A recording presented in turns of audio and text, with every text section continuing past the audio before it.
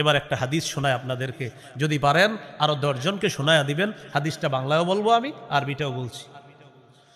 রাসূলুল্লাহ সাল্লাল্লাহু আলাইহি সাল্লাম বলেন, রাআইতু লাইলাতান উসরিয়া বি রিজালা তুকরাজু শাফাহুম বিমাকারিযা মিনান নার।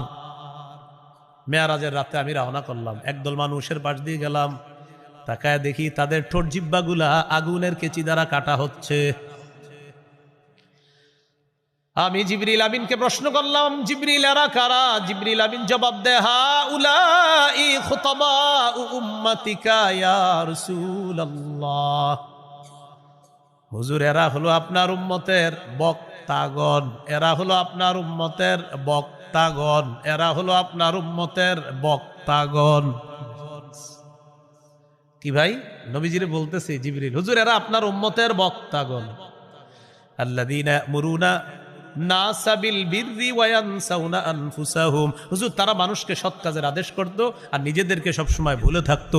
এরা তারা কিয়ামত পর্যন্ত ঠোঁট আর জিহ্বা এইভাবে কাটা হবে। আমি আপনাদের সকলের কাছে দোয়া চাইতেছি, আমি আপনাদের কাছে দোয়া চাই। দেখেন, আমি তো এই শ্রেণীর অন্তর্ভুক্ত, আল্লাহ যেন এই শ্রেণীর মধ্যে আমাদের আবার।